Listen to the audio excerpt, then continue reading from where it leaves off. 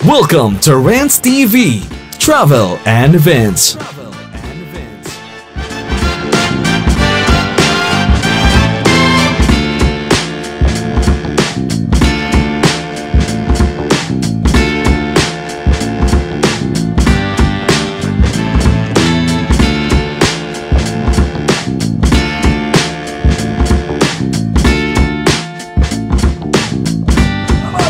Brother VMR, Brother Ricky, please, bukas ang tungkol kay Inday Sara na nakakakilala sa kanya ay mag-share din dito bukas at iba pa.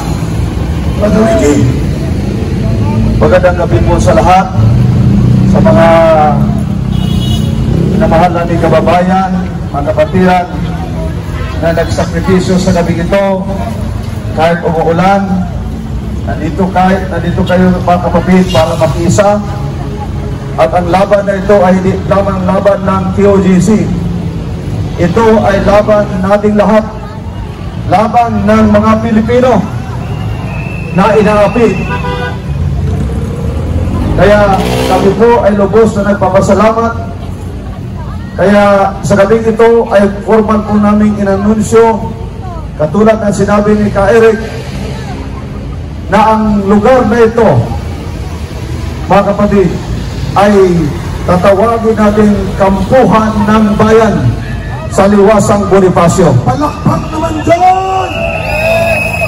Ang ibig sabihin, hindi lamang para ito sa KOGC. Lahat ng grupo, lahat ng sikta, lahat ng mga denominasyon o relihiyon, anuman ang inyong paniniwala, anuman ang inyong political affiliation, anuman ang inyong organisasyon, kung kayo ay naghahanap ng isang tunay na pagbabago sa ating bansa, at kung kayo ay tunay na nagmamahal sa mga Duterte,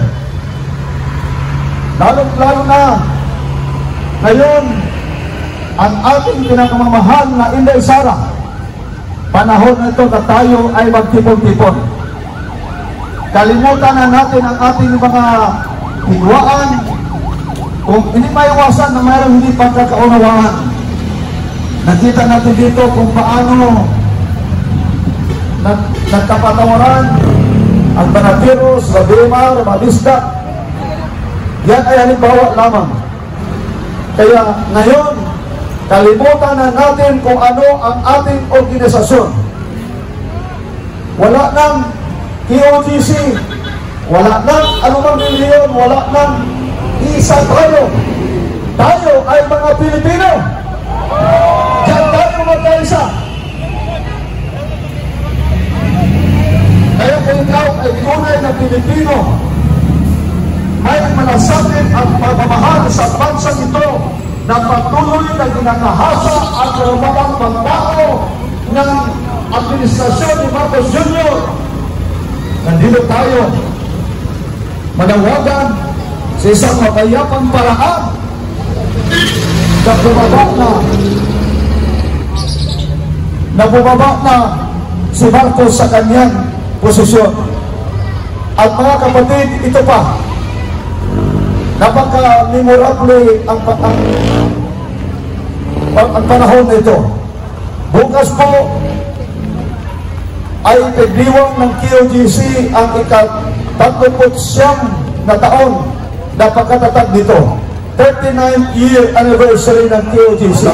Walang taon!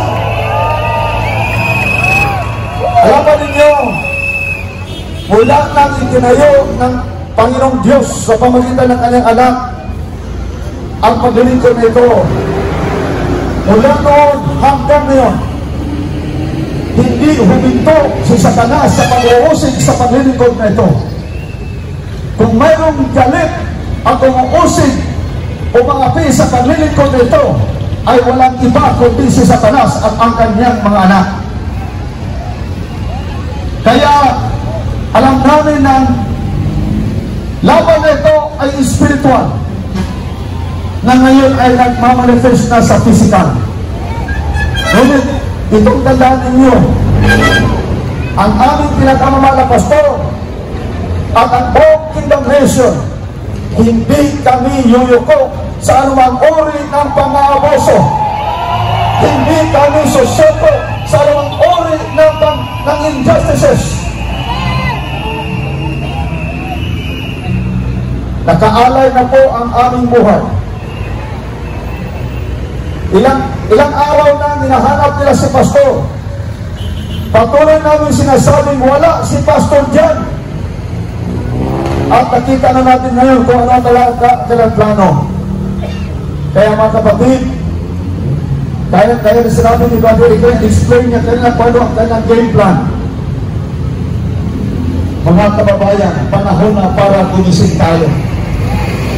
Hindi lang ito para sa POGC, kundi ito para sa Pilipinas. Pilipinas. Kung tayo ay bulag-bulagan at patuloy na hindi katayo at patuloy na maghihilihan, maging kawawa po ang bansa natin.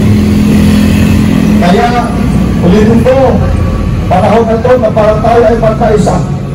Magpatawaran tayo, kalimutan ang anuman, hindi pagkakaunawaan.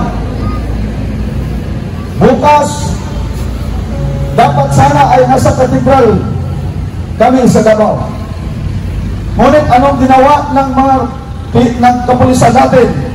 Kinugkog nila ang aming katedral at hindi na kami pwedeng pumasok para malayang magpuri at magsamba sa Ama. Ano yan?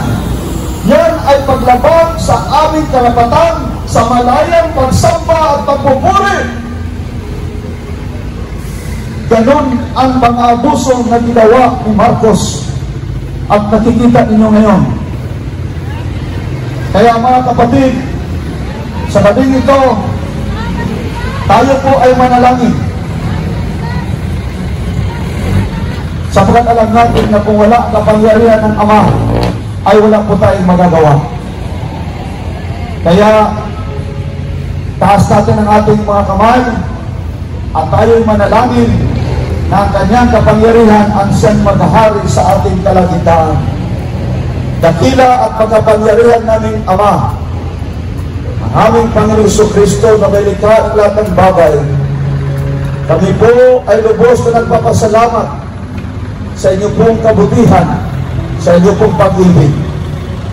Maraming salamat po, Ama, sapagkat sa kabilang ng ginawang pang-aapi sa Kingdom of Jesus Christ, walang pumpuon, walang hatred na nanahang sa aming mga puso, kundi ang pagpapatawad, pag-ibig sa aming kapwa, sapagkat yun po ang itinuro ng aming pinakamamahal na pastor. Kaya Ama, dalangin po namin na dinggin po ninyo ang aming mga kahilingan. Dalangin po namin ang katarungan.